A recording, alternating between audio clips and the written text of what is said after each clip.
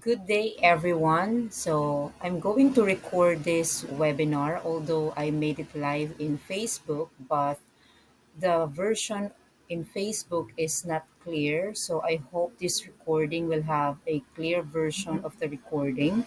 So, first and foremost, I prepared this webinar because I was inspired because a lot of people sent me a message about how to start a career as a virtual assistant. So beforehand, I would like to introduce myself. You can call me Angie for short. And I have a 16 years of experience in human resource, wherein 12 years of which is on global setting. And in terms of freelancing, I'm only 2.5 years as a freelance recruiter or recruitment consultant. I've been recruiting virtual assistant directly to the clients. It means I will connect the freelancer or the virtual assistant directly to the clients. The freelancer will not pay me at all. Only the clients will pay me. I will have no cut from their salary, and that's it. And aside from virtual assistants, I also hired professional roles across the globe, different roles. So far these are the companies that I supported virtually as a recruiter as an HR. So I have a couple of clients in America, in Europe, in Middle East, and in Asia Pacific regions. So these are my clients mixed hiring a virtual assistants and professional roles. So it differs from every client has a different requirements. So we will discussing that along the way on how to deal with different kinds of clients. So first, let's define what is a virtual assistant. So there's actually a lot of misconception about a virtual assistant. So people are thinking that virtual assistant is just like a virtual secretary, which is not. So technically, virtual assistant is generally they are or we are a self-employed that provides professional, administrative, technical, or creative assistance to clients remotely from a home office or from anywhere. Now it's not only work from home, but it's actually now work from anywhere. So when we say that self employed, it means that you are registered in the BIR as a self employed or as an independent worker. You are not under a company as a full-time worker. However, what's happening nowadays, because there's a lot of virtual assistance agency, they will be hiring virtual assistant as a full-time worker, which makes them employed. And some of those agencies were asked the virtual assistant to be present in their office while they are assisting virtually to a client abroad. So that's how some agencies do it. But there are some agencies as well that you could do it remotely.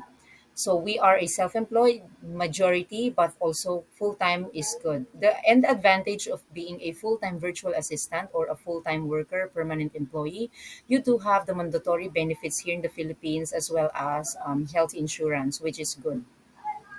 So when we say we are providing a administrative support, so meaning these are like calendar management, email management, travel arrangement, personal assistance, and so on, data entry, you could name it, anything. So these are the virtual assistant that most likely we called it general VA. We will discuss about that later.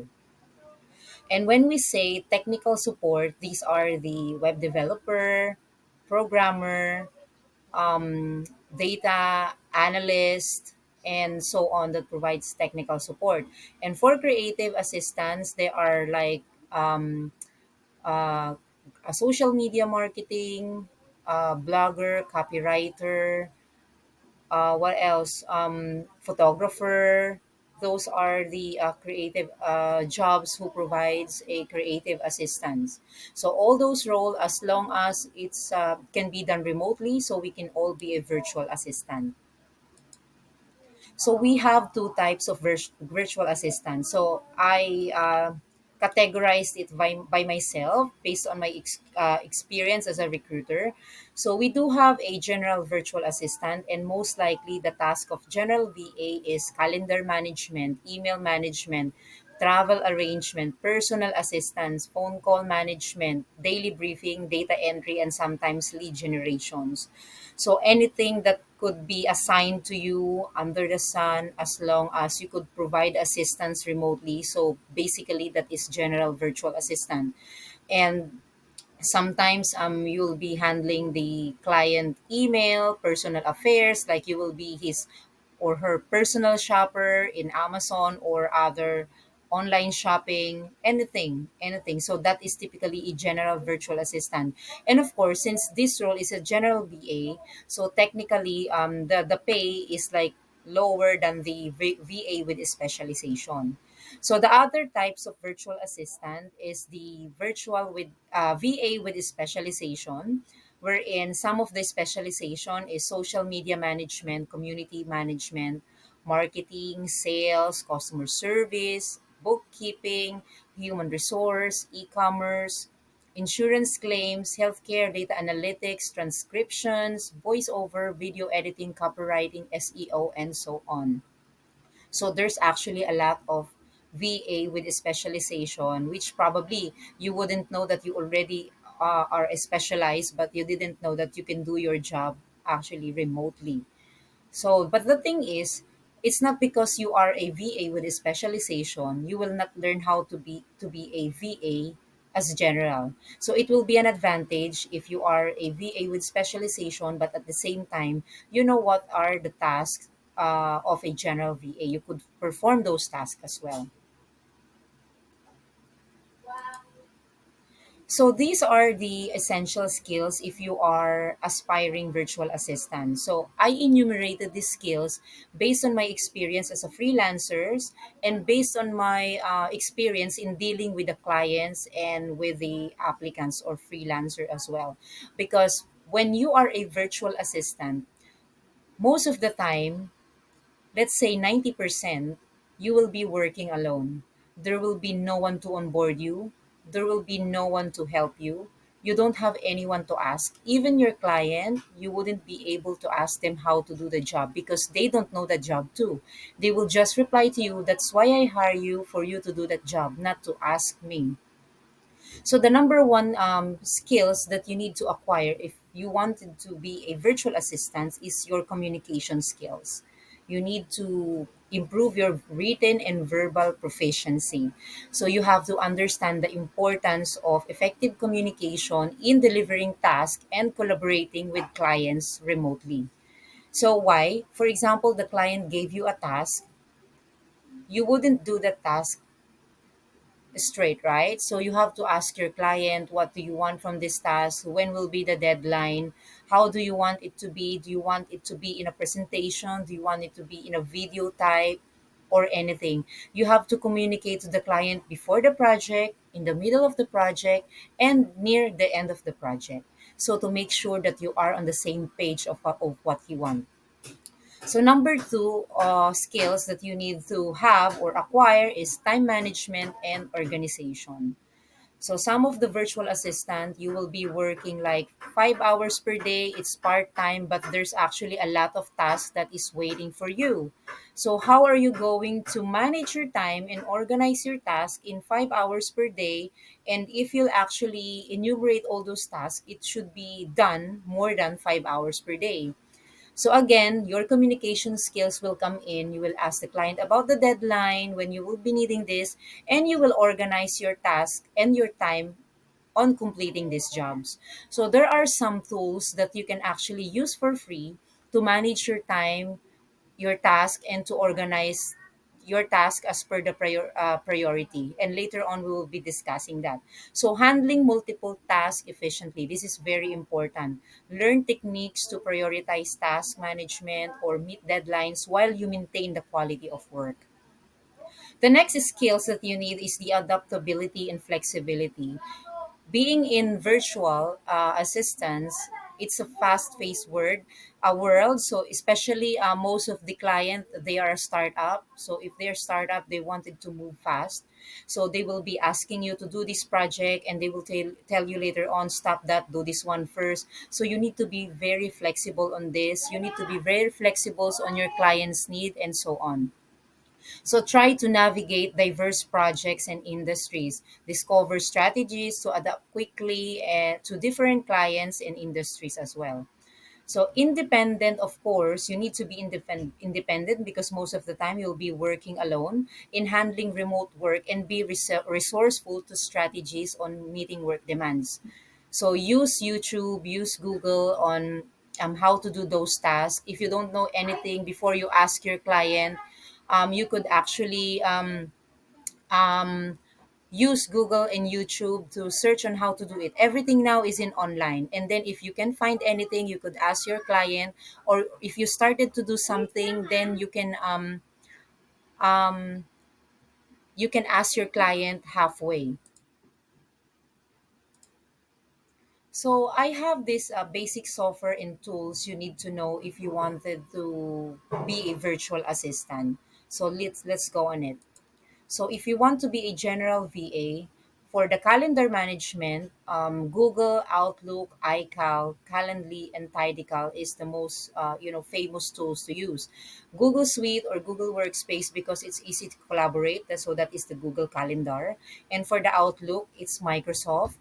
iCal is for Apple. Then Calendly and Tidycal is a calendar software wherein this is being used to book an appointments that you don't need to go back to each other. When are you available? I'm available like this. Oh, I am not available. Just share your calendar link with available slots, and clients or customers can book directly on that calendar, and you will send the meeting link directly to your email and in your calendar.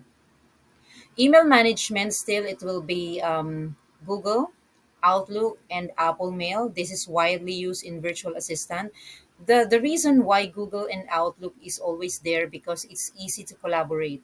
It means that example, it's easy to share the password using LastPass, and so on. And for the travel arrangement, for example, you will be tasked by your client to arrange a travel. So you could always use the airline website or online travel agencies. For the accommodation booking, you could use Airbnb or booking.com or the like for the accommodation. So for the phone call management, there are some applications and software wherein you could call using, for example, US number, but the application is in your desktop. So some of them are Skype, Ring Central, Cloud Call, and Microsip. And this application as well can be downloaded in your phone. So even though you are outside, as long as you are not required to be in a quiet environment like the customer service, you could actually answer the call even if you're outside through for your phone, cell phone, as long as you have the internet. And for the messaging, Slack and WhatsApp are widely used. For the task management, this is what I mentioned earlier for the tools that could help you organize your tasks, prioritize your deadlines, and do time management. So it's Asana, Trello, Monday.com, or ClickUp. There are a lot of free version for this application. I'm using Asana from my end. And for the data entries, of course, Google Suite and Microsoft Office because of Google Docs, Google Sheets, Microsoft Word, and Microsoft Excel. And of course, always leverage artificial intelligence. So a lot of virtual assistants now are using artificial intelligence. And if you are aspiring to be a virtual assistant and you don't know how to use it, then it will be very competitive. So if you want to venture a VA with a specialization, so here are some of the tools that I know that are being used as a VA with a specialization. So for social media, of course, you need to be very knowledgeable in social media. Also Canva, because Canva you could actually create a graphics content, video contents using Canva for free.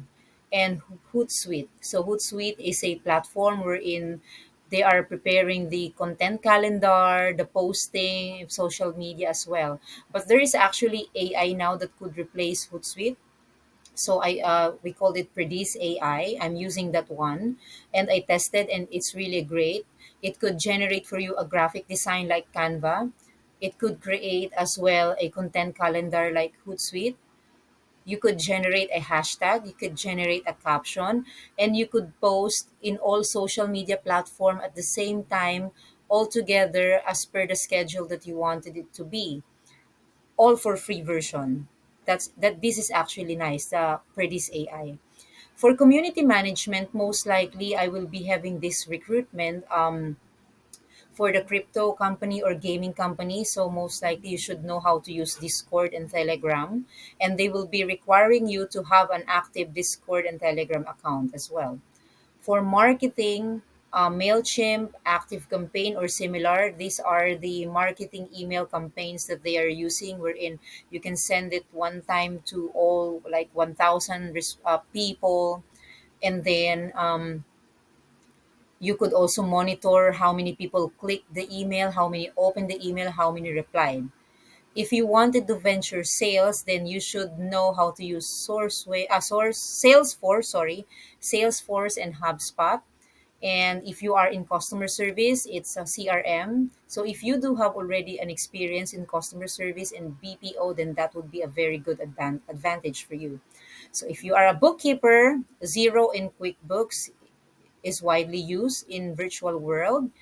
For human resource and recruitment applicant tracking system, there's a lot, but there's no free version of applicant tracking system. And there is also a HRIS, or human resource information system. And what I'm currently using as an AI in recruitment for interview taking notes is MetaView. It's an AI wherein I just set the questions there, and then while the candidate is answering those questions, the applications or the AI is capturing those information. And the good thing, the AI will be suggesting a follow-up questions about that. So for the e-commerce, Amazon and Shopify. For the insurance claims, we have Dr. Chrono, Cario, CureMD, Open Dental, Dentrix, and Eaglesoft. For healthcare, Dr. Chrono, Careo, Practice Fusion, and so on. And for data analytics, MS Excel and Tableau. So there's actually a lot of specialization out there. All you have to do is to find your niche. So what I suggest, if you already have an experience in some areas or some specialty, you focus on that, then you learn something on that more. So how to build a strong online presence? This is actually very important if you are venturing a virtual assistant career, because most of the clients and most of the recruiters, we are online. So don't just apply for a job in Job Street or Indeed, in LinkedIn.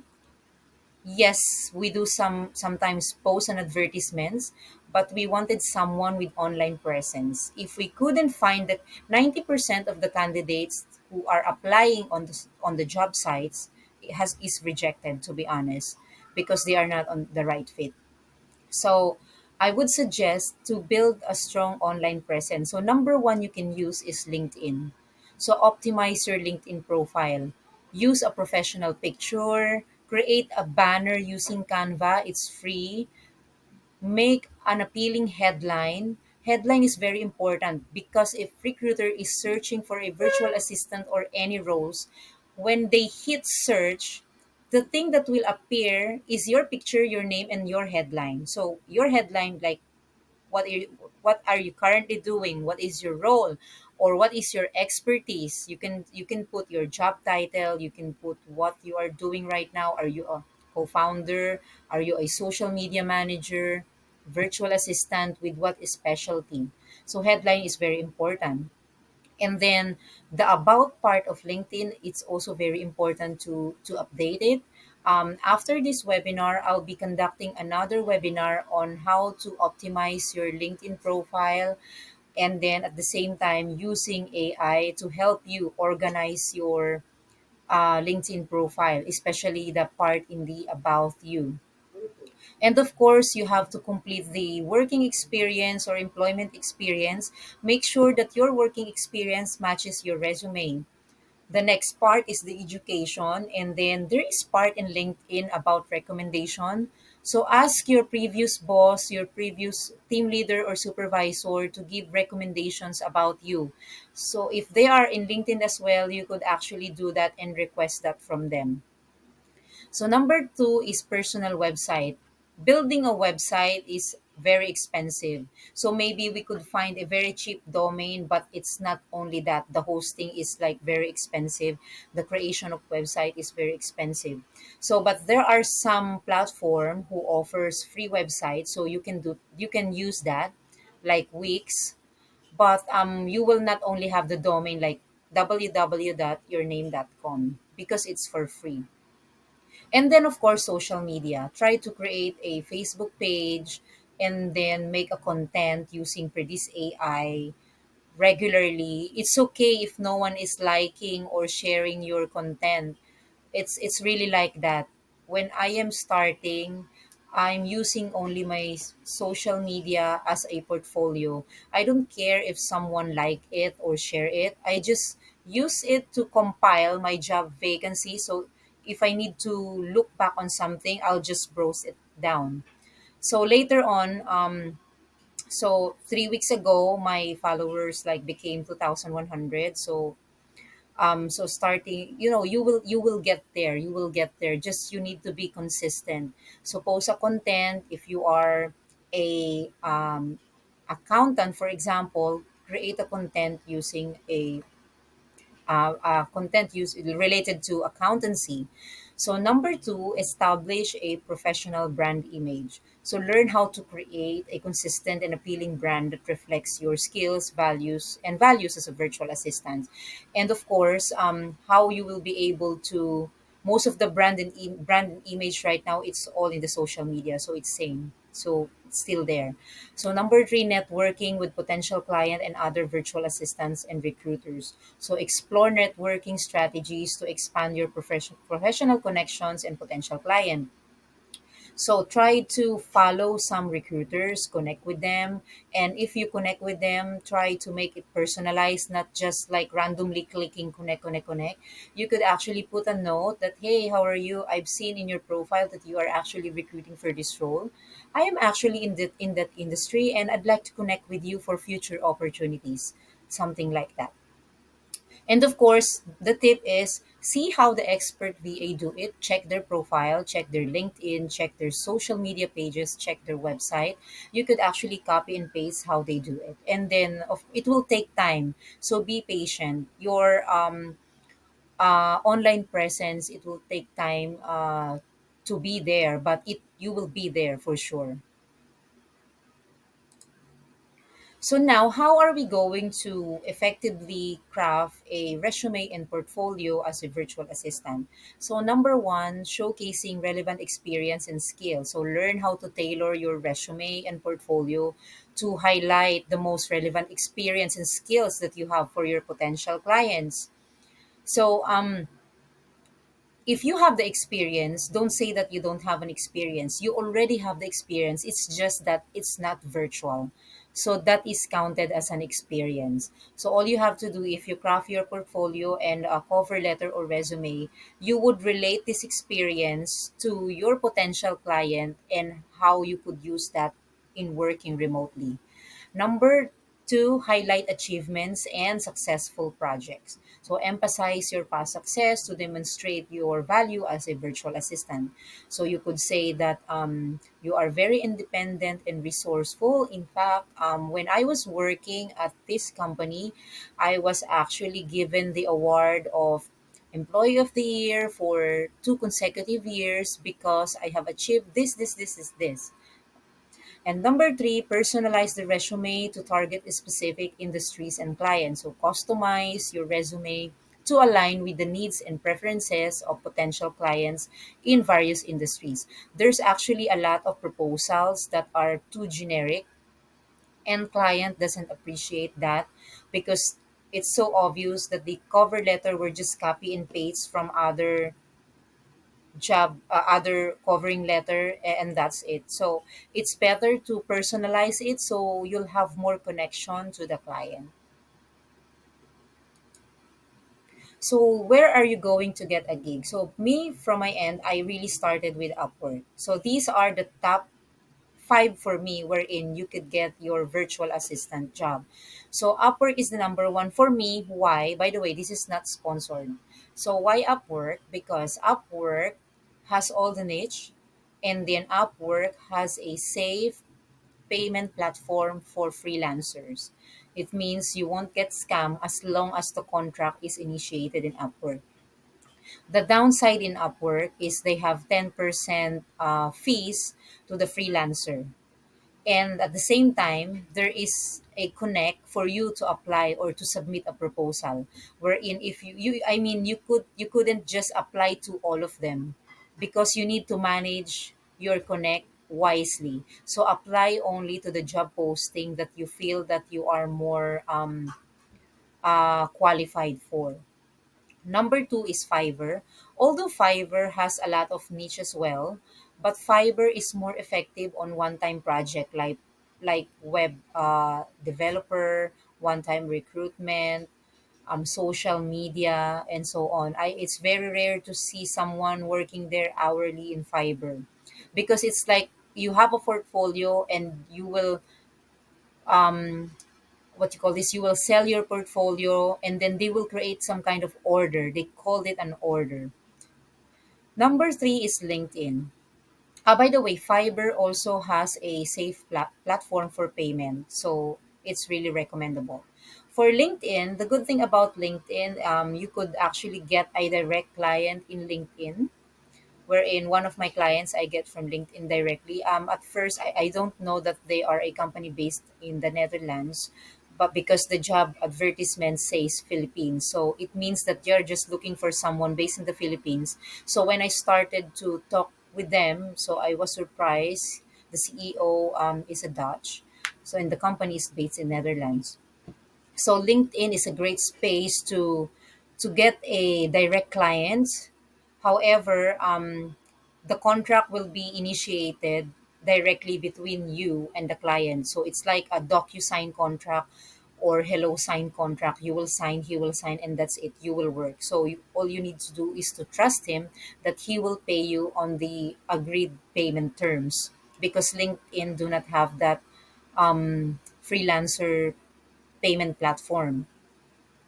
And but you can actually check if the company is legit through the company reviews, the company website. That is the good thing in LinkedIn because someone cannot post an advertisement in LinkedIn if they do not have a page.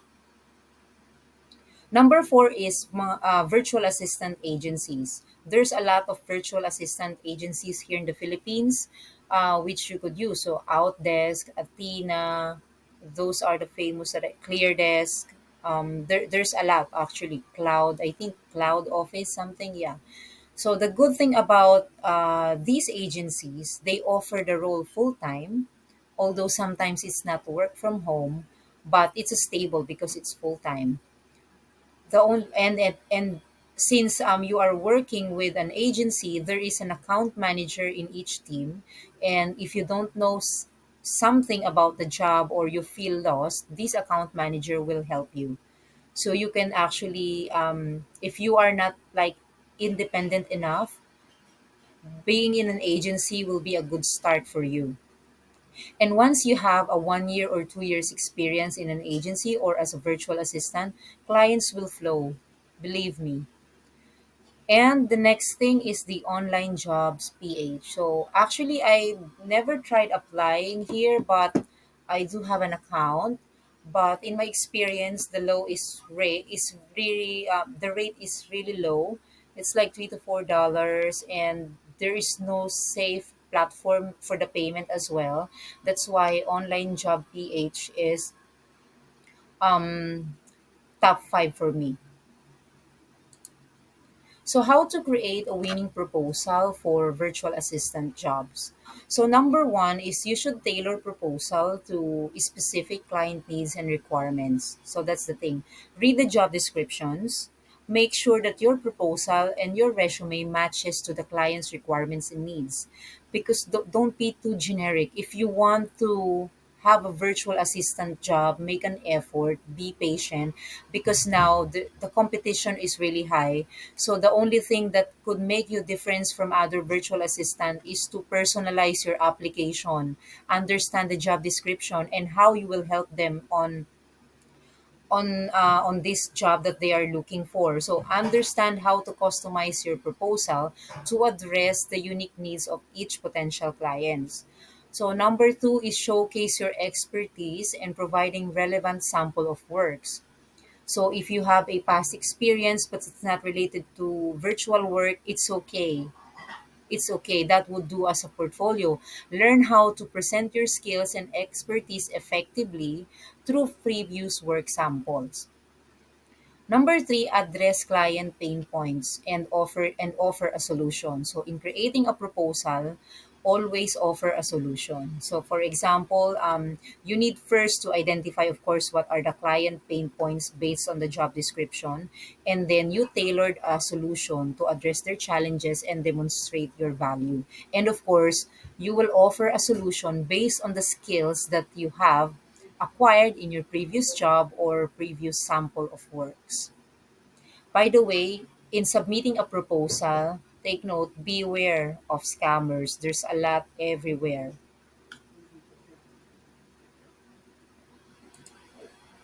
So now, how to spot or avoid a scammers? So number one, if the job posting is too vague or too general, it's a red flag. So they might be a scammers. Because professional companies and recruiters, we are very detailed in crafting the job descriptions. However, if the company is a startup and the CEO is directly posting the job posting, yes, please understand that it will be too vague and too generals, because I've met a lot of them, of those clients, that they will just give me a general job description, and I will try to revise it professionally. And then when I send it back to them, they will say, oh, yes, yes, that's what I mean. That's what I want. So just to try to understand, but it's not actually scam, but it could be a red flag. But of course, you need to see other things as well to weigh if this client is scam or not. So number two, company has no online presence like company website or company social media page. Um, of course, if they are recruiting for a social media virtual assistant, understandable that they don't have a social media page yet because they are starting. But some of the company page is already there. But in some cases, for the startup, still company page is not available, company website is not available. Still, again, weigh your options in other things if this company is legit or not. So there are some groups wherein you can post the email or invitation and ask experts in this field if this email is scam or not. Number three, sending email using personal email and not business email, as well as communicating through WhatsApp or text message. So most likely, even though they don't have the website yet, um, email communication should be sent from a business email because they already have a domain, and it's very easy to set up a business Gmail account once you have the domain. Number four, requesting to communicate outside the platform like Upwork or the like. They're asking you to have a communication in WhatsApp or text message and so on. So be careful on that. However, there is exemption from 1 to 4. So if the client has a history of hiring freelancers, because you can see that in Upwork, in Fiverr, and probably in onlinejobs.ph, if you see that the client has a history of hiring freelancers with positive reviews and with ongoing jobs, so he is a legit. Number five, asking for payment. This is a deal breaker. If someone asks you for a fee, even a recruiter, it's a scam. So don't go for it. The rate is too good to be true. If you know in yourself that you are a beginner and virtual assistant, no experience at all, and someone offered you like $50 per hour, be careful. So that is a red flag. And then sending an offer without an interview. because sometimes they would like to hurt your profile. Yes, they will send an offer, initiate the offer, then just end the contract and give you a bad reviews.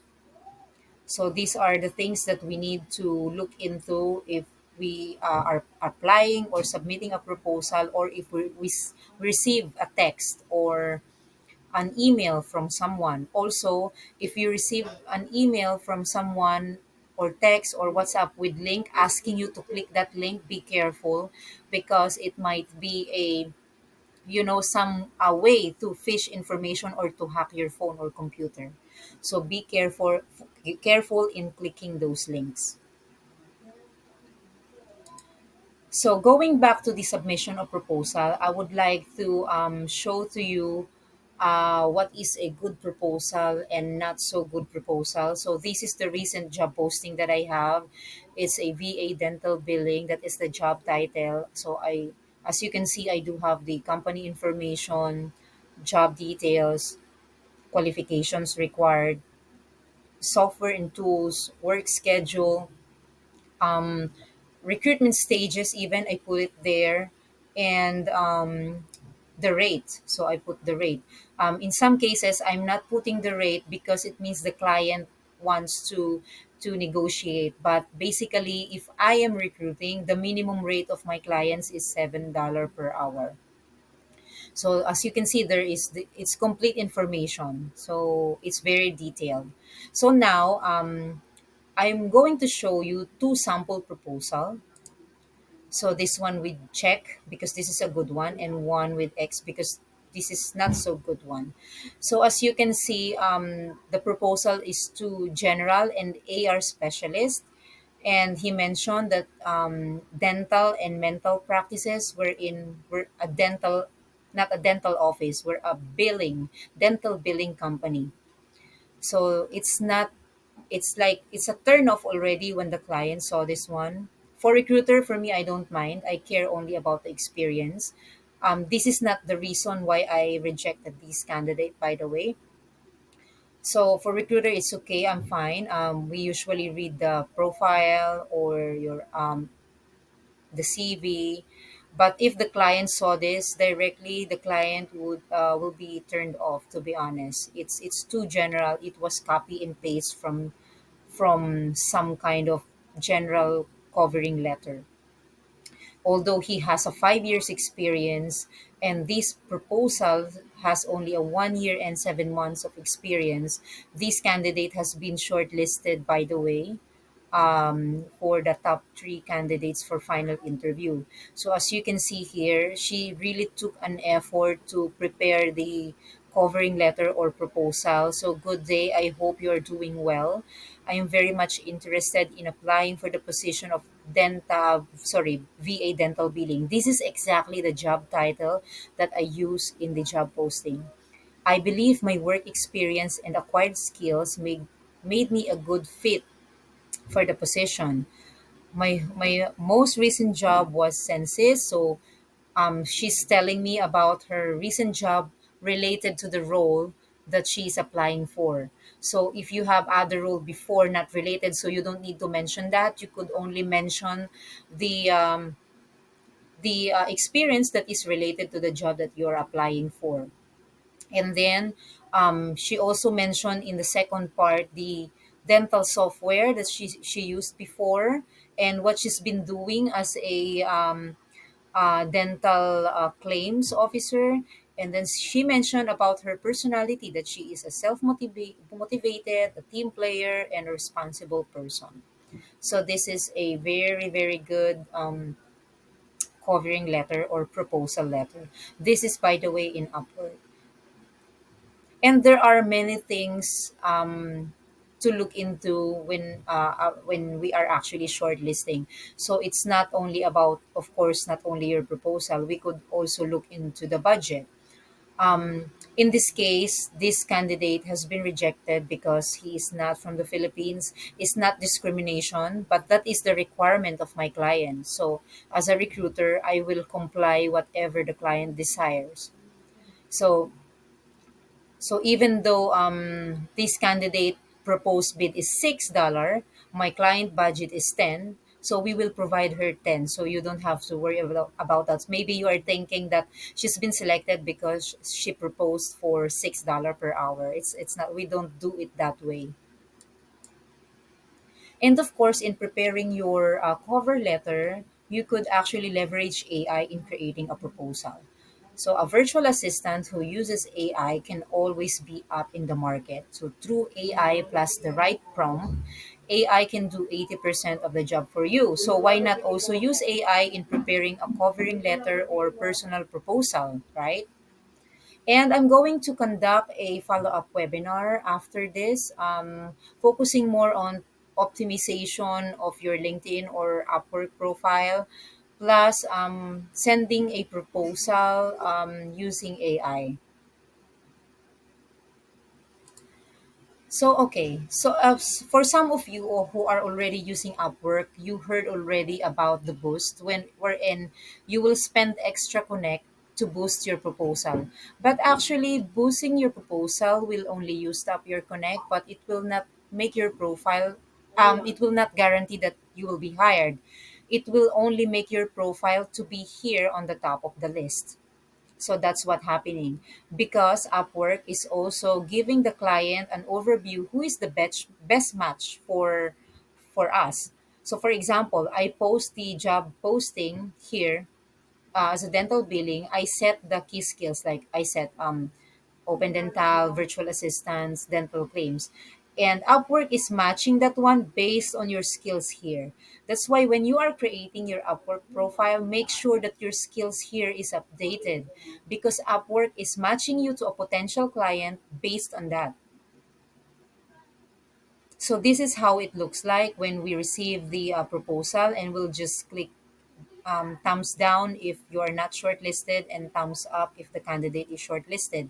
And the title or the heading in your Upwork profile or profile generally is very important because we can see here, oh, she's a dental billing specialist. Or like this one, she's a rockstar dental insurance specialist, and so on.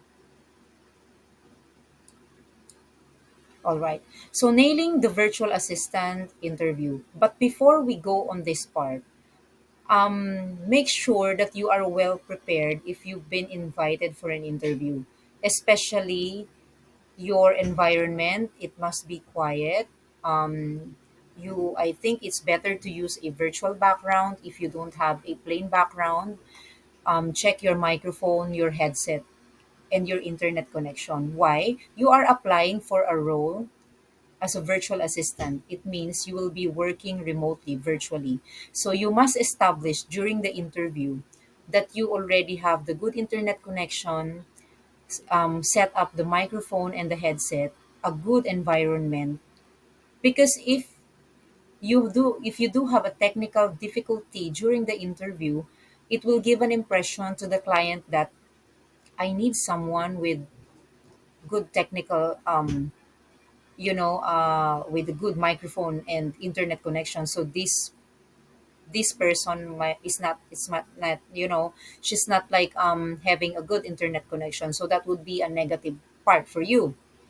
So now, during the start of the interview, what you have to do as a preparation, prepare the common interview questions. And what are those?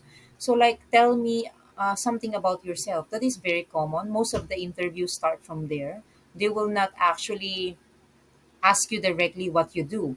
Or sometimes if they do, for example, they tell you that, can you tell me about you? Because some of the clients, they don't know how to conduct a proper interview, unlike us recruiter that is very structured or semi-structured when we are conducting interview. So client, they don't know how to do that. They just think questions whatever pop up in their mind. So what you'll do is to prepare yourself. So if they ask you out of the things that you prepared, for example, so can you tell me your working experience? So sometimes the question is like that, but you prepared for something about yourself. For the question, tell me something about yourself. So you can do that. Okay, thank you so much for your question. First, let me introduce myself. Then you can start introducing yourself as per how you prepared it when you are practicing in the mirror, and then follow that about the experience that he is asking or the client is asking about you. So get ready to be confident to answer the questions that recruiters frequently ask or client might ask. And if you didn't get selected, so you don't have to worry about that. Remember all the questions that they ask you, write it down, and again review it and try to answer it and practice it, because most likely recruiters, clients, it's like, same questions, like very very same. Number two, articulating your value proposition as a virtual assistant. So learn how to communicate your unique selling points. It's like, what sets you apart from other virtual assistants. So if you know how to use AI, you can leverage using an AI. If you are like employee of the year for 5 consecutive years, you can tell the customer that you are this person, that you are very dedicated to your work. And then number three, demonstrating problem solving abilities and initiative. Showcase your problem solving skills and ability to initiate to impress potential clients. You could actually provide a past experience in your past work wherein you encounter the situation and how you solve it. And you believe that when you join the company, you would be able to handle any challenges because you are this type of person. So you can do that. So, for example, you get hired. So, the next thing that you have to do is actually building and maintaining client relationships. This is actually very important because when you get the trust of your client, other clients will follow because they like to refer you or recommend you to their friends. This is actually what's happening to me. All my clients in the US right now and Australia, they are purely recommended by only one client. It's like he recommended me to his friend, and his friend recommended me to his friend, and so on. So that's why I'm having this a lot of virtual assistant a client right now. So let's go into that one by one, how you are going to build and maintain client relationships. So number one, establish trust and rapport with the client. So learn how to build trust and strong relationships with clients to ensure repeat business and positive referrals. So how? So of course you need to be honest, integrity, although sometimes some clients they do not have a time tracker because they trust that you will finish the job. So don't be abusive on this good characteristic of your clients. Do your job honestly, deliver quality of works. Number two, effective communication and responsiveness. I know that some of the virtual assistants have a time zone or hours, like for example 8 a.m. to 12 to sorry 8 a.m. to 1 p.m., and you might say that, oh, I will only reply during this time because that is my working hours. Yes, yes, it's your right. However, those virtual assistant who will reply to them clearly, timely, it helps actually to maintain a good healthy relationships. And number three, strategize or strategies for long-term client retention. So explore strategies to keep clients satisfied. So don't be content on what you are delivering. Try to improve. Try to make suggestions to make his business prosper, and that because that would be for a long-term collaborations. So I actually receive a lot of questions in the Facebook Live. So let's go on that one by one here again. Since this is I recorded it again. So all right. So one of the question came from Janet Conje. What possible niche that we can explore currently working in a corporate as a material planner with knowledge in SAP system, knowledge also using in Gmail, Office 365, Outlook, Microsoft Office. Okay, so my suggestion is don't search for a job as virtual assistant, but use the keyword SAP when you are looking for a virtual assistant job, because using SAP there's actually a lot of job titles that comes with it. So instead of using the job title as virtual assistant when you are searching for potential opportunities, better to use SAP as a keyword, and it will give you all the job titles or job vacancies who need SAP as a skills or software. So let's see. Another question here is from Noemi Aungon. As I may ask, what niche you could recommend for as a VA? My past experience was a cashier and assistant secretary in real estate. So there are actually two types of real estate that you can venture. The real estate, like those selling properties. So there's a lot in the US looking for like that. And the other real estate is the one hosting a guest. If you are familiar with Airbnb and Booking.com, there are three types of virtual assistant in Airbnb and Booking.com.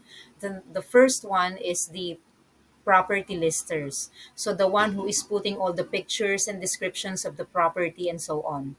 The number two is the price researcher. So price researcher is basically you will check on the Google map of Airbnb the price of the competitor company of your client, and then you will match it as per the pricing of your current client. And the other thing is the customer service. So you could try to venture all those niche, try to check on it, and you will find something for you. So another question from Saivik Lizarda. Is there a VA industry who hires experience in SAP ERP business process and warehouse processing? So same answer previously. There's a lot of job titles that comes along with SAP and ERP system. So better use those keywords, the SAP and ERP, when you are searching for a potential opportunities in a VA role. Okay, Caroline, what app for AI can we download in particular? So there's actually a lot of AI app or AI website right now, but the starting point is the Chat GPT. That is the main one. And then because all the AI website and tools right now, they are also getting the information from Chat GPT. So you can use Chat GPT, and of course, if you will tell me more about the niche that you'd like to venture, I could make more suggestion, because if you are in social media for this AI, if you are in recruitment as well, you can use MetaView. If you are in general VA, you can use Monica AI. There's a lot more. And I'll be having a separate webinar about that. All right. So from Lorena Labanan, speaking of Amazon, is it legit a post that they are looking for a VA with high income per day? Sounds too good to be true. Thank you. Yes, actually, the thing is, Amazon is a legitimate company, but the in question here is the person who posts the job posting is legit, because this is already a red flag. Really, it's too good to be true, because Amazon, they will not send you an email using their email, because Amazon is a platform. It's like Lazada and Shopee, wherein there are different sellers in that, and you will be working as a virtual assistant in these sellers. So typically, if the offer is too good to be true, that is a scam, because the average pay for like Amazon virtual assistant will range from $6 to $12 per hour. It depends on your expertise and if you have already proven your track record in increasing the sales of your previous client. So that is the important of the portfolio. Next question is from Laylene Abalos. No virtual assistant experience, but with job experience abroad as an XOFW, working as an office and reception jobs. Is there any chance for the virtual world? Yes, because there's a lot of virtual office right now.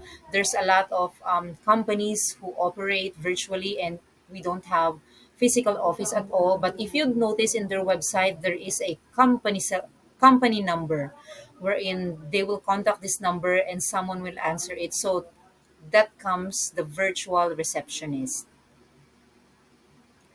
So, next question is from Jen Lee. I am curious to know if there is a screen recording during work, then you are using AI. Will the client mind? Mostly, client don't mind as long as you deliver the task, and um, to be honest, he will be happy because you deliver it quickly. It means that you can do more job, right?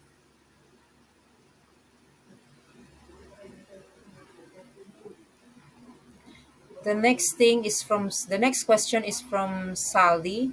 What is the niche that you could recommend to working student wanting to explore VA? So I would recommend something that related already to their education. So if they are in HR or bachelor in human resource, then go for something like that. If they are BS accountancy, so try to venture related to accountancy, billing, or invoicing, and so on, because they are already studying the education. So better to align the VA niche on that, so that they will gain an experience as well. Another question from Saldi. Currently, I'm employed full time. Can I only allocate 2 to 3 hours per day for VA? Yes, Sir Saldi. By the way, Saldi is an HR manager. So what I would recommend for you is to get a consultation, virtual assistant niche. They actually paid a lot for HR consultation, especially in terms of training and performance management, organizational development, and other HR functions. So that would be very helpful. It's like minimum $50 per hour for 1 hour consultation. And the good thing is you can set the your consultation hours based on your availability. You can use the Calendly to save your availabilities to take on some calls. Question from Chel Encarnacion. Hi, I'm from Laguna, but just migrated to the UK with my family 3 weeks ago. Just want to know how can I start my freelancing career here in the UK. My niche is e-commerce, but I'm open to learn other niche. I would suggest, Chel, you focus on your niche since you already have an experience. Even though you are in the United Kingdom, you could still create a profile in Upwork or in Fiverr, but not in onlinejob.ph because they are requiring you to be in the Philippines. So just create profile in Upwork or Fiverr in LinkedIn, and just set that your location is in the UK, because sometimes there are clients that specifically looking for some virtual assistants who are already in the UK or in the US, I mean in their current location. And of course the pay will be based on the minimum wage or higher in your current location. Okay, question again from Saivik.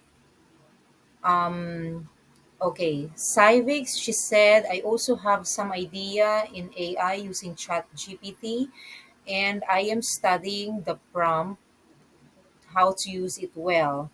But I already use this when sending intro letter on my CV, and I'm still exploring the AI. Oh, it's not a question. She's saying that she's using it. All right, that's all the question. So thank you so much for attending this webinar. So I'll be preparing another set of webinar, how to use AI as a freelancer, as well as how to optimize and create profiles and to build your online presence. So thank you.